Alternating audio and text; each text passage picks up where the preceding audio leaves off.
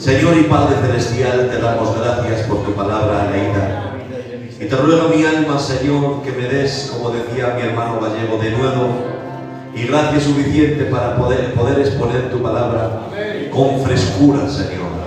Abre el corazón de cada creyente. Glorifícate, Señor. Y ten una palabra para cada uno de estos mis hermanos. Que salgamos edificados, confortados, Dios mío. Y que tu palabra corre y sea glorificada en el nombre del Padre, del Hijo y del Espíritu Santo. Amén. Tomamos asiento, hermanos. Aleluya. Bien. Jesús, Pedro le dice: Señor, ¿a quién iremos? Porque muchos se volvieron atrás. Y Jesús les dice: ¿vosotros también os queréis ir? Y dice Pedro: no, Señor, ¿a quién iremos? Si tú tienes palabras de vida eterna. Nosotros hemos visto y hemos creído. Nosotros hemos visto y hemos creído. Y dice Jesús: alto, no os metáis todos en el mismo saco. No digas todos hemos creído, porque hay uno de vosotros que no ha creído como tiene que creer. Gloria a Dios. Y dice: no he escogido yo a los 12 y uno de vosotros es Judas, es el diablo. Por lo tanto, Pedro, no te precipites, que tú crees que todos, pero no todos, no todos los que están son, ni todos los que son están. Y quisiera explicaros, hermanos, la diferencia que hay entre la caída de Judas y el tropiezo de Pedro. ¿Por qué Judas no pudo ser recuperado? ¿Y por qué Pedro sí? Si uno la ha negado, el otro la ha traicionado. Parecido. Porque si culpa tiene Judas, culpa tiene Pedro. Porque después de 3 años, y advirtiéndoselo Jesús: me vas a entregar antes de que el gallo cante. Pedro, me vas a negar. Señor, mi vida daré por ti. Que me vas a negar, aunque estos te dejaren. Ah, que te ves superior. Ellos me pueden dejar, pero tú no. Ay, Pedrico, que estás muy subido a la parra, que necesitas ser zarandeado. Satanás me ha pedido para que seas zarandeado como trigo, pero yo he rogado que tu fe no falte. No ruego que no seas zarandeado, porque lo necesitas. Te has hecho un autosuficiente, te ves muy seguro de ti mismo. Necesitas ser zarandeado, porque cuando el trigo le zarandea el aire, mucha paja se cae, pero el trigo queda. Así el creyente, cuando es zarandeado por las circunstancias, lo que hay en ti, lo que te estorba, lo que no agrada a Dios, a través de la prueba Dios hace que la paja se caiga. Pero eso sí, tu fe y tu fidelidad es mejorada y es afianzada. Pedro, antes de que el gallo cante, me negarás 3 veces, aunque tú digas que no. Y aún advirtiéndoselo Jesús, Pedro sucumbió. Sin embargo, aleluya, fue recuperado, pero Judas no fue recuperado. Pero antes de explicaros por qué uno sí y otro no, hermanos, quisiera deciros cuáles son los motivos por los que Judas fue elegido. Si sabía Jesús que le iba a entregar, ¿por qué Jesús elige entre los 12 aquel que sabe que le va a traicionar? Número 1, hermanos, para que se cumpliese la Escritura. La Escritura tiene que tener un perfecto cumplimiento, hermanos. Dice la Escritura en Zacarías 11, dice: y pesaron por mi salario 30 piezas de plata. Sea hecha desierta su habitación y no haya quien habite en ella. Juan 17:9 dice: y para que se cumpla la Escritura, el que me distes, ninguno de estos se perdió, excepto el hijo de perdición, el que levantó contra mí su calcañar. Aleluya. El que mojaba conmigo en el plato, levantó contra mí su calcañar. Vemos, hermanos, cómo la Escritura se cumple milimétricamente, al milímetro.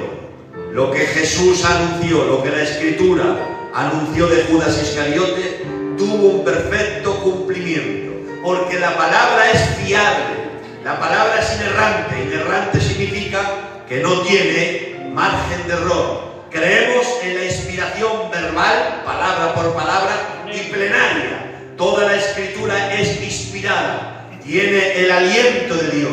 ¿Y por qué no es un libro más? ¿Qué pruebas tienes?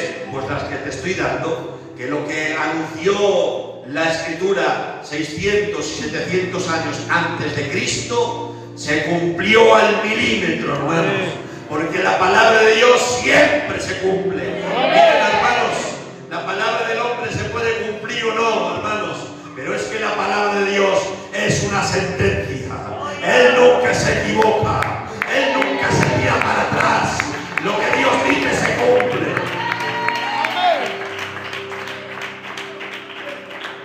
Por eso, hermanos míos, Judas es elegido, y la traición de Judas demuestra que el anticipado conocimiento de Dios no se confunde, no puede ser frustrado. Eso no significa que Judas fuese obligado a traicionar, no. Dios, viendo con antelación el derrotero de cada persona, lo anuncia y lo escribe, y lo anuncia en forma profética, pero eso no significa que Dios tenga que tuviese que manipular a Judas, que va. Judas lo venció por propia decisión. Dios no predestina a nadie a hacer lo malo. Lo que pasa que Dios, viendo tu derrotero y conociendo el final desde el principio, y conoce, aleluya, lo que vas a dar de sí mañana, lo escribe y lo anuncia, y tus hechos y tu conducta confirma lo que Dios dejó escrito. Es semejante a la previsión del tiempo. La previsión del tiempo no produce tormentas, simplemente las anuncia. Pues así, hermanos míos, cuando Dios ha anunciado en la Escritura las consecuencias, las tormentas que produce el pecado de la persona, no es que Dios manipule, que va, hermano, pero sí Dios anuncia en su conocimiento anticipado. Y eso nos da descanso, porque es una prueba fiable que esto no es un libro secular, que no es un libro como el de Don Quijote o como de cualquier novelista, que esto es la palabra de Dios. Y puedes fiarte de su palabra, que Dios no miente, que Dios no se arrepiente, y lo que te ha prometido aquí, ten por cierto que se va a cumplir. Por eso, hermanos míos, dice la Escritura que podemos, dice, las cosas que se han escrito antes, se han escrito a fin de que por la paciencia y la consolación de las Escrituras tengamos esperanza. Hermanos, las Escrituras son un consuelo para el alma.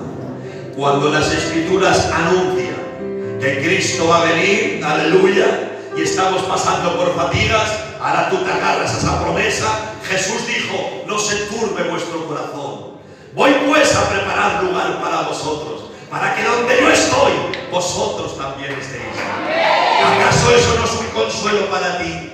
Cuando uno está llorando a un ser querido y la Escritura te anuncia y te dice: tú no puedes, Él no puede venir aquí, pero tú sí puedes ir a Él. ¿Acaso eso no es un consuelo para aquella persona que está llorando a un ser querido? Cuando una persona está sufriendo la decepción o las heridas de la familia o de los amigos, y viene el consuelo de Dios y viene un texto de la palabra: yo estaré contigo todos los días de mi vida. ¿Acaso eso no es un consuelo para ti? Por eso vengo a decirte: no te afinques en la palabra del hombre, no te fíes de las administraciones humanas, porque todo lo que crea el hombre falla. El hombre promete y no cumple, pero te presento a alguien que puedes fiarte de él. Él lo que dice lo cumple. El nombre de Dios sea glorificado. El segundo motivo por qué Judas fue entregado, esto es más delicado, hermanos, a tratar. Judas estuvo entre los discípulos sanando y predicando, pero no era verdadero. Por eso la elección de Judas nos enseña que ser usado no es sinónimo de ser aprobado. Ser usado no es sinónimo, no significa que fuese aprobado, porque Judas fue enviado a predicar de dos en dos, y Judas echaba fuera demonios con los otros 11. Sin embargo, dice la Escritura que no era un verdadero creyente. Dice la Escritura que estaba entre los discípulos estaba con las cosas de Dios sin tener a Dios. Porque, hermanos míos, la elección de Judas nos enseña el mayor peligro que puede haber para una persona que asiste a una congregación. El mayor peligro es estar cerca de las cosas de Dios sin pertenecer a Dios. Ese es el mayor peligro. Por eso, hermanos, es más difícil recuperar a uno que está perdido dentro del sistema eclesial que a uno que está perdido en el pecado. Porque el que está perdido en el pecado, le predicas, el Espíritu Santo le hace ver que está perdido, que está rodeado de algarrobas, y el Espíritu Santo le puede hacer volver en sí, le puede hacer recapacitar. Pero a uno que está involucrado con las cosas de Dios, que ofrenda, que canta, que tiene dones, que a veces se le usa, el sistema te da una falsa seguridad y cree que por estar involucrado con las cosas de Dios, tiene a Dios. Pero puedes estar con las cosas de Dios sin tener a Dios, porque la actividad religiosa no salva, porque el venir al culto no salva. Hay quien le gusta el culto, pero no le gusta el Dios del culto. Hay quien ha hecho del Evangelio una asociación con el que viene aquí a pasar el rato, donde se siente bien, pero realmente no se ha arrepentido de corazón, no ha creído de corazón, no ha nacido de nuevo. Por eso la elección de Judas es para enseñarnos que el estar con las cosas de Dios no te da garantía de que tu nombre esté escrito en el libro de la vida. A veces es mejor no hacer tanto, estar en el último banco y pasar desapercibido, pero que mi nombre esté escrito en el libro de la vida.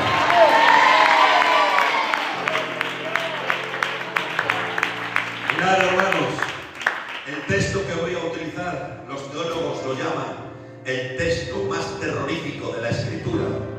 Mateo 7:22. En aquel día, en el juicio, muchos me dirán: Señor, no profeticemos en tu nombre, no echemos fuera demonios, no hicimos muchos milagros. Y Jesús les dirá: apartaos de mí, porque nunca os conocí, hacedores de maldad. Decían ellos que hacían muchas cosas, pero el Señor dice: hacedores de maldad. Porque una cosa es ser un profesante y otra cosa es ser un practicante. Una cosa es juntarse con la iglesia y otra cosa es ser añadido por Dios a ella. Hay quien se junta con la iglesia, pero el que uno se junte con la iglesia no es una garantía de ser iglesia. Una cosa es estar en el local y otra cosa es ser iglesia. Para ser iglesia hay que nacer de nuevo. Para ser iglesia hay que ser templo del Espíritu Santo. Para ser iglesia tienes que pertenecer al cuerpo místico de Cristo. El reunirte en un local no te da la garantía de ser iglesia. Solamente es cuando pasas por la cruz. Solamente cuando te arrepientes de verdad. Solamente cuando crees en Jesucristo. Eso sí te da la garantía. Por lo tanto, se puede tener posición sin regeneración. Se puede tener actividad sin santidad. Se puede tener entretenimiento sin arrepentimiento. Juntarme con la iglesia sin ser añadido por Dios a ella. Atención, no consiste en hacer, consiste en ser. ¿Cuánto nos matamos por hacer y por hacer y por hacer? Es verdad, hermanos. No podemos parar quietos. Siempre tenemos que estar haciendo algo. Porque el estar haciendo algo nos da una falsa seguridad. El llevar un cargo, el tener un don, el predicar, el cantar. Pero realmente a veces hay que pararse y hay que estar, aunque sea en el último banco, y hay que estar orando y diciendo: Señor, seré verdadero. Señor, que el sistema no me dé una falsa seguridad. Porque la mayor desgracia que hay es estar cerca de Jesús sin pertenecer a Él. Dios mío, líbrame, Dios mío. Quiero ser verdadero, Padre. Que no me pase como a Judas, Dios mío. Que pase por la cruz, que me arrepienta de verdad. Que el sistema eclesial no me da una falsa seguridad. Porque vaya desgracia creer que uno es salvo sin serlo. Por eso a veces es más fácil recuperar al que está rodeado de algarrobas, que estaba más perdido.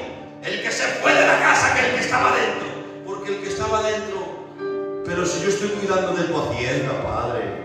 Ese malandrín que ha malgastado sus bienes, ese malandrín que ha malgastado tu herencia, yo estoy cuidando de las tierras, estoy cuidando de que los criados cumplan con su deber, estoy en la casa del Padre.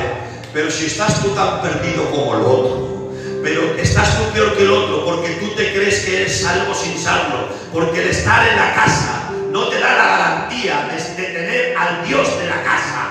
Hermanos, es más importante tener al Dios del culto que venir al culto. Es más importante ser salvo que todo lo que puedas hacer. Mirad, hermanos, en una ocasión dice, y vinieron los discípulos con gozo diciendo, Señor, aun los demonios se nos sujetan en tu nombre. Y Jesús les echa un jarro de agua fría. No os regocijéis en que estéis fuera de demonios. No os gocéis tanto por el servicio. Dice, más bien, regocijaos en que vuestro nombre está escrito en el libro de la vida. No pongáis como base el gozo del servicio para gozaros, porque entonces cuando falléis en el servicio os demoronáis. Por eso en otra ocasión, los mismos que estaban envanecidos porque echaban fuera demonios, le dicen a Jesús, ¿por qué nosotros no pudimos echar fuera al demonio de este niño? ¿Te das cuenta? Que tu gozo no tiene que estar en el servicio. Que si no, el día que predicas bien te gozas, el día que tienes mala tarde te vas atribulado, el día que cantas bien te vas emocionado, el día que te sale un gallito, porque mi gozo no depende de lo que hago, sino de lo que yo soy. Es más importante lo que eres que lo que haces. Ahora te presento algo que sí, gózate, porque eso sí que tiene fundamento. Gózate en la salvación. Gózate en que eres un hijo de Dios. Gózate en que tu nombre está escrito en el libro de la vida. Es más importante ser hijo que ser siervo. Es más importante ser hijo que cantar en el coro. Es más importante ser hijo que coger un niño en la mano. Es más importante ser hijo que ser responsable. Es más importante ser hijo que ser pastor. Gózate en que eres salvo, en que eres salva. A su nombre. Levanten conmigo su mano y repitan conmigo. Es más importante ser un hijo de Dios, que ser responsable, que ser pastor. Es más importante lo que soy que lo que hago. Da un aplauso al Señor.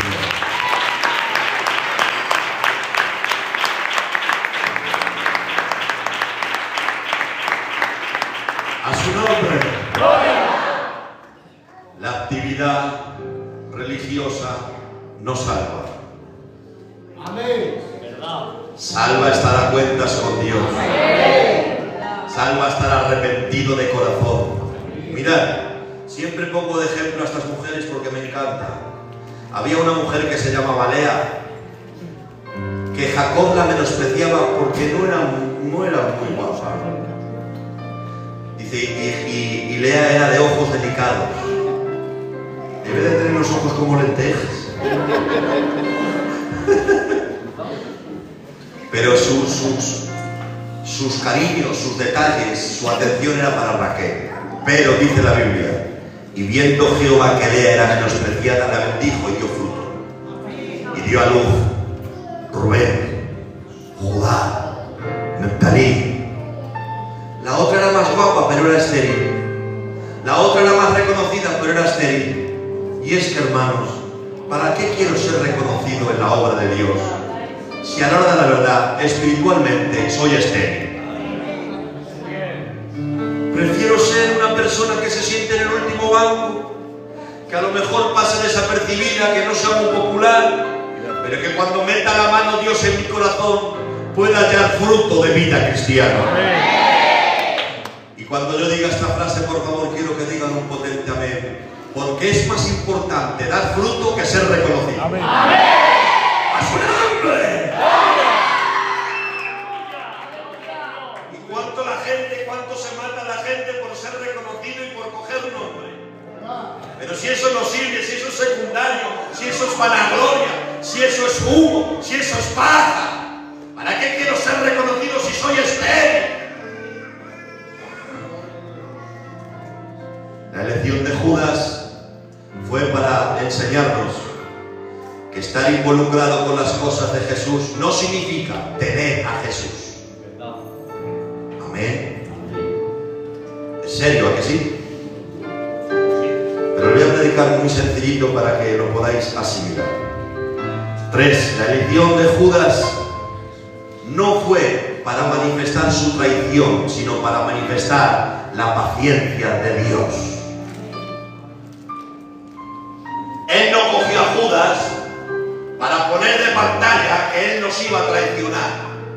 Él pone de ejemplo a Judas para mostrarnos la paciencia y la misericordia que tiene Dios al tratar con la gente endurecida, con la gente obstinada y rebelde, que no se cansa Dios de darte oportunidades, que no se cansa Dios de mandarte recado, que no se cansa Dios de tratar con tu corazón que se endurece. Gloria al Señor. Fijaros, dice Cristo, primera advertencia: no os he escogido yo a ustedes los 12, y hay uno entre vosotros que es diablo. Número 2, Mateo 26-24, ay de aquel hombre que traiciona al Hijo del Hombre, más le hubiera valido no haber nacido. Número 3, Jesús lava los pies a sus discípulos, y cuando lava los pies a sus discípulos, entre ellos está Judas, el que le iba a entregar. Imaginaros, hermanos, lavando Jesús los pies, aquel que sabía que le iba a vender por 30 monedas de plata. Pero es que la palabra nos enseña un principio, que antes de la ira es la benignidad de Dios, lo dice la Biblia. Pero menosprecias la riqueza, su longanimidad. Longanimidad es largura, que Dios alarga el juicio, que Dios alarga la ira, que te da tiempo que te arrepientas, que dice la Escritura que es alto para la ira, pero pronto para la misericordia, que se complacen más en salvar que en enjuiciar, que se complacen más en justificar que en culpar. Y cuando le está tratando Dios, le está tratando Jesús con mucha ternura: mira, Judas, que sé que me vas a entregar, pero que no te arrincono, que en mi corazón contra ti no hay prejuicios, que no te dejo el último, que jamás podrás decir que yo te he arrinconado, que jamás podrás decir que te he tratado mal, que te lavo los pies como los demás, como que no sé nada. Hermanos, qué bueno es Dios, que sabiendo que mañana le vas a traicionar, te sigue dando oportunidades hoy. Ay, hermanos, qué bueno soy, que sabiendo que mañana vas a pecar, te sigue perdonando hoy. Os prometo que si yo me entero que alguno de vosotros mañana va a hacer conmigo algo feo, os prometo que a lo mejor hoy no le doy la mano y tengo esa, me reservo, porque el hombre somos así. Pero ¿qué tendrá el amor de Dios? Que sabiendo lo que vas a dar de sí mañana, sigue dando oportunidades hoy. El nombre de Dios sea glorificado. Cuarto, en el aposento alto, dice Jesús: uno de vosotros me va a entregar. Y ahora dicen los discípulos: seré yo. Y Juan le pregunta: Señor, ¿quién es? Y dice Jesús: al que yo dé el pan mojado en mi plato, ese será. Eso lo está escuchando Judas.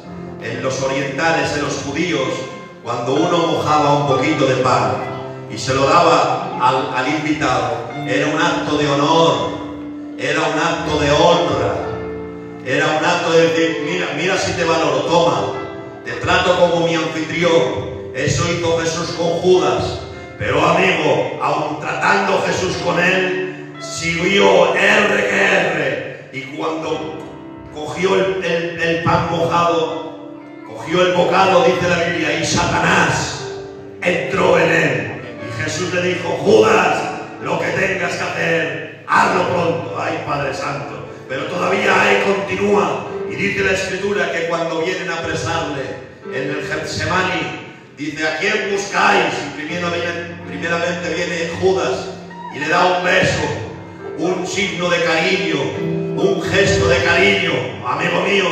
pero con un beso le estaba entregando, hermanos. ¡Ay, cuánta hipocresía encerraba ese beso! Por favor, que lo que hagas por fuera lo sientas por dentro. Que nadie cometa el error de Judas, que a veces decimos palabras que no sentimos que en el corazón, que a veces decimos cosas con la boca, pero con el corazón decimos otra. Cuidado, hermanos, que los actos externos vayan de la mano de tus actitudes internas. Tiene que ir de la mano lo que sientas con lo que hagas por fuera.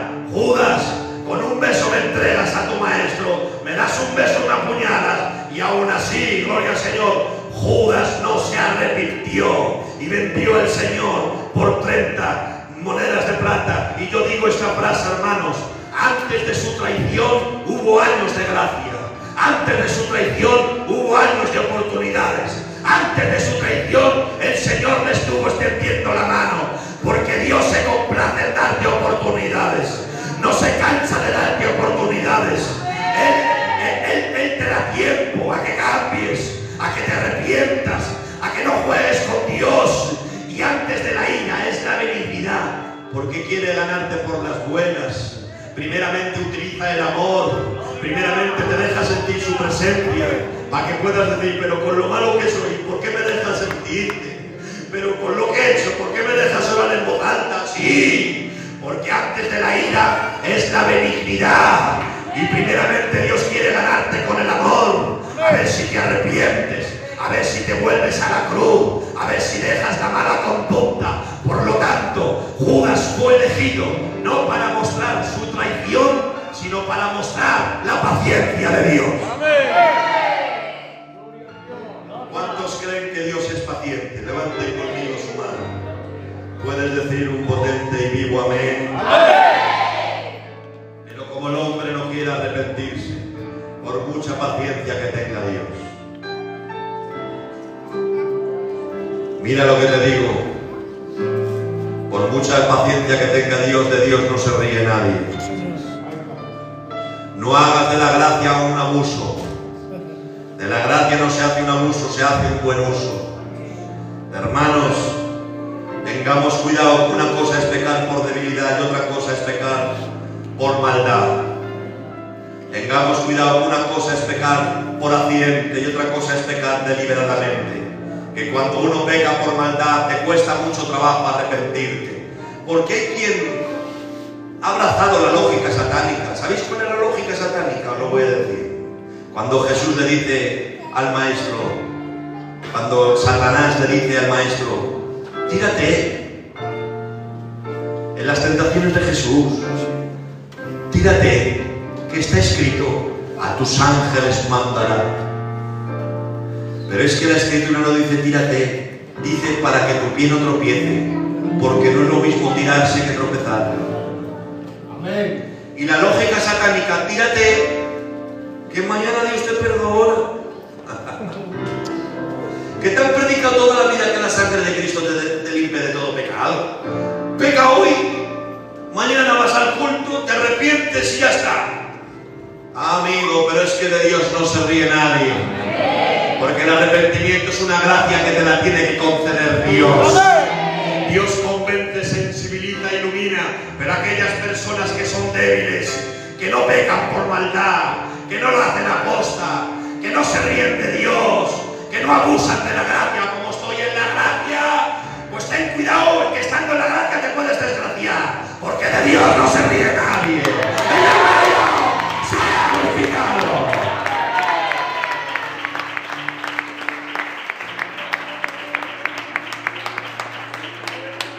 A Judas le ocurrió lo que dice en Juan 3:19: y esta es la condenación, que la luz vino al mundo, pero los hombres amaron más las tinieblas que la luz.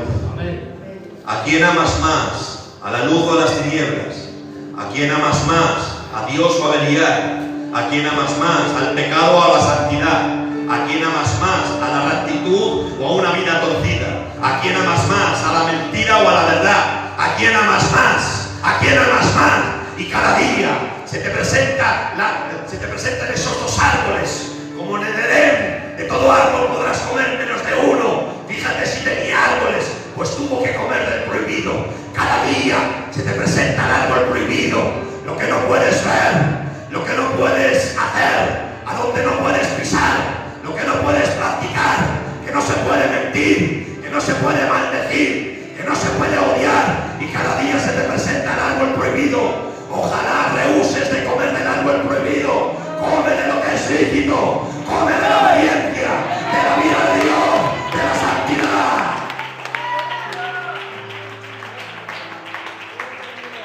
¿Cuántos están escuchando, entendiendo el mensaje? Pueden decir amén. Amén. Mirad, hermanos, es muy serio lo que estamos tratando en esta tarde. ¿Sabéis, hermanos, que el antibiótico deja de hacer efecto cuando el ser humano crea resistencias? Cuando uno se administra, ya sabéis la que tenemos el gitano, que vas al médico con infección y te dice el médico 8 días de antibiótico, 3 veces al día, desayuno, comida y cena. Acábese usted el tratamiento, que como se lo administre mal crea resistencias y luego no le hace nada. La del gitano, me veo bien, a los 4 días ya dejo el antibiótico. Otra vez las placas. Ha fallado el antibiótico, pero es que yo me lo administro mal y me he hecho resistente. Así es la gracia. Es un tratamiento eficaz. Su palabra es como medicina. Pero hay quien se aplica mal este tratamiento. Obedece lo que quiere, cuando quiere, como quiere. Bueno, que es que viene el verano. Viene el verano, acaba con los cristianos. Bueno, que es que viene la Nochebuena y son días de Dios. Pero que tú no te tienes que administrar la gracia cuando a ti te dé la gana. Que tú tienes que ser un hombre de Dios. En primavera, en verano, en invierno, en otoño. Los 365 días del año. Porque puede venir el Señor el 31 o el día 24. Y yo no quiero que el Señor me pille desordenado. No quiero que cuando la trompeta suene me pille orando. Yo quiero que cuando la suene la trompeta me pille en una reunión quebrantado. Yo quiero que cuando suene la trompeta me pille arrepentido. Yo no quiero que me pille desordenado, ni pilón, ni... Yo quiero que me pille con las vestiduras blancas. Dicen todo tiempo sean blancos tus vestidos y no falte cuentos sobre tu cabeza. Este es el evangelio verdadero, hermanos. Aquí no podemos predicar un evangelio de libertinaje y decir Dios te ama, eres un campeón, adelante, te espera el cielo. Eso está bien para los recién convertidos, que hay que darles esas galletitas para que se animen. Pero ya la iglesia que ya está ganada, hay que decirte santifícate. Como cantaban las hermanas que me he gozado, sin santidad nadie verá al Señor. Ayúdame a vivir en santidad. Que es que sin santidad, que esto no es un juego, que esto no es una película de Steven Spielberg, que tienes que vivir ordenadamente, ser un hijo y una hija de Dios.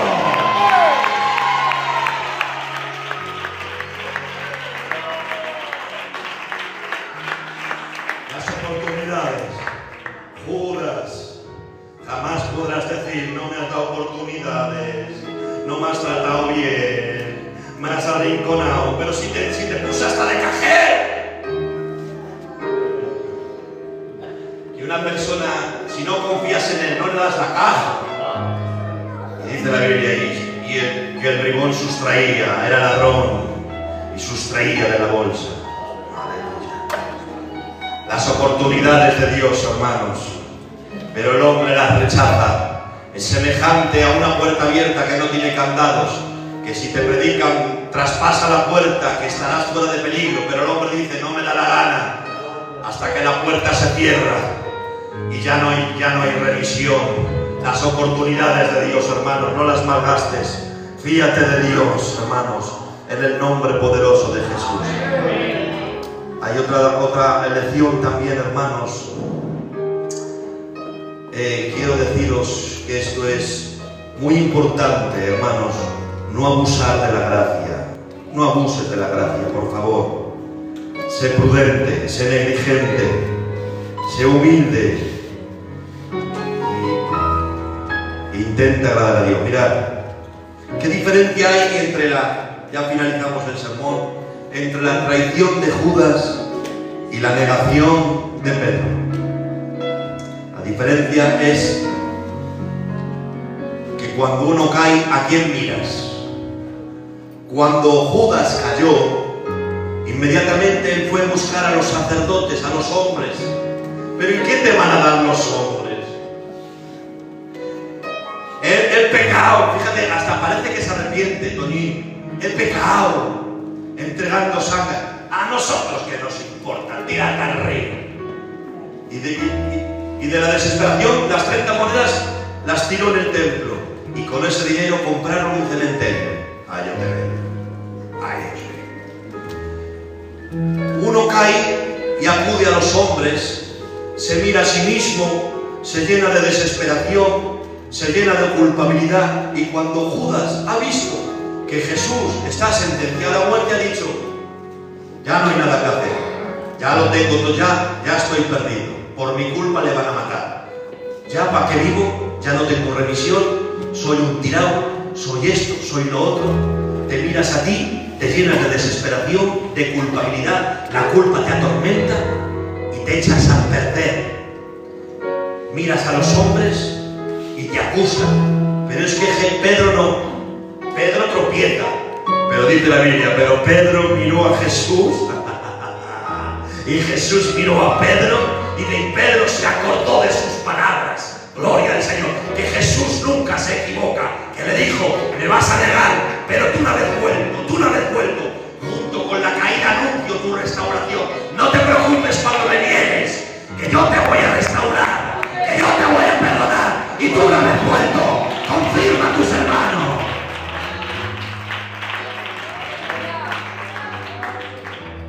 Cuando caes, ¿a quién miras? No mires a los hombres que a lo mejor te acusan y te dicen: en vez de 6 meses, échale 1 año, que se lo merece.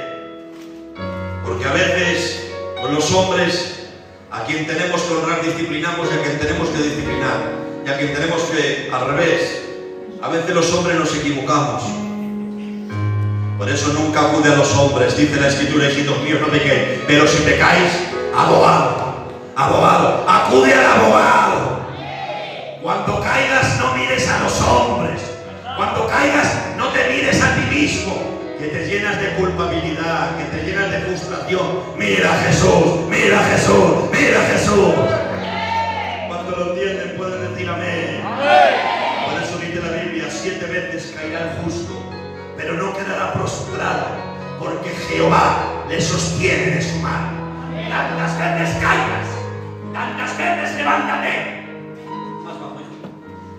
tantas veces te manches, tantas veces acude a la cruz. No hagas de tu fracaso una ruina. No te arruines como Judas Iscariote. Restáurate, levántate y sé como Pedro. A su nombre. La lección de Judas, hermano, por último, podemos ver la soberanía de Dios frente al mal. Satanás pensaba que Judas iba a ser su perro faldero, su cebo, para acabar con Jesús, y resulta que fue al contrario, fue el medio instrumental para derrotarlo a él. Gloria al Señor, porque Dios de los males saca bienes, hermano. Y es que el gobierno de Dios, esto es muy delicado, porque hablar de soberanía, hermanos, si no se explica bien, es mejor no predicarlo, porque si no trae confusión.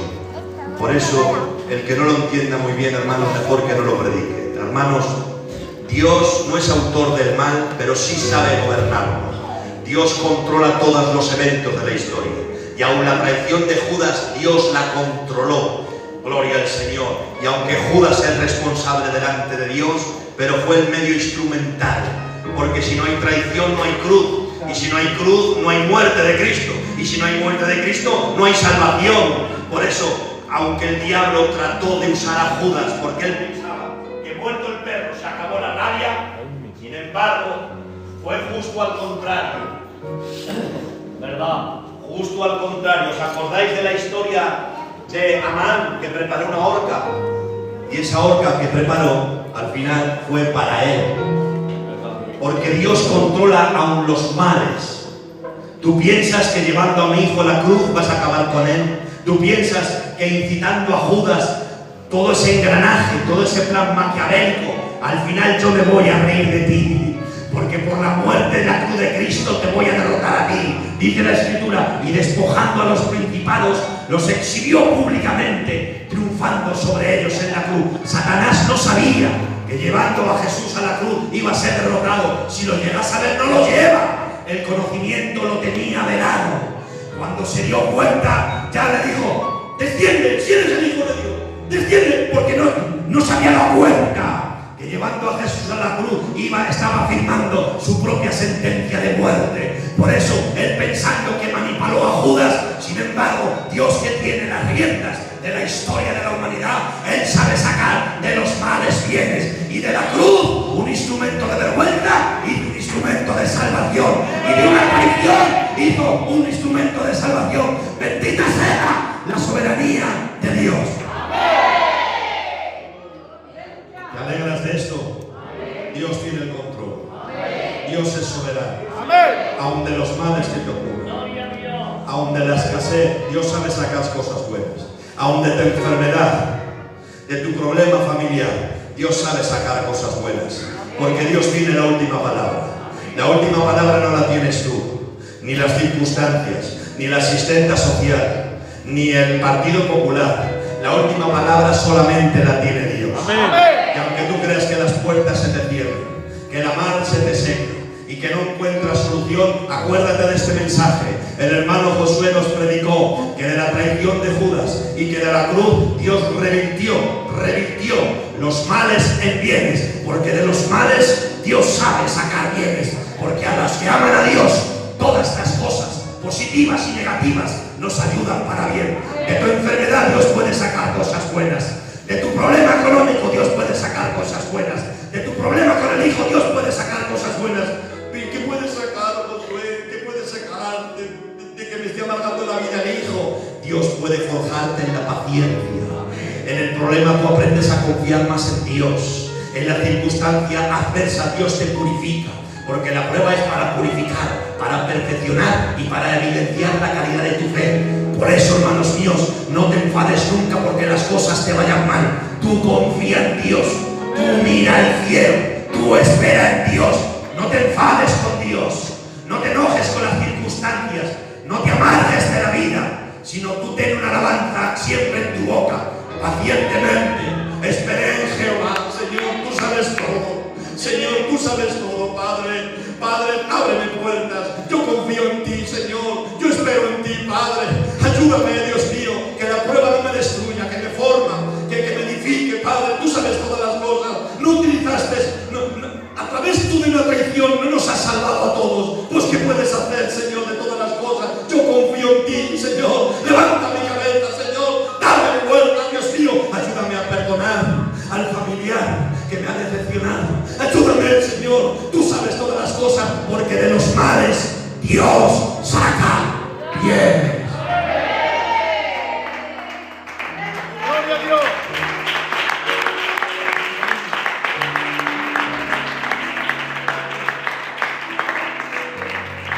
Ha sido un placer, hermanos, predicaros. Ojalá esta palabra os haya hecho bien. Ojalá. Acuérdate que la Escritura se cumple.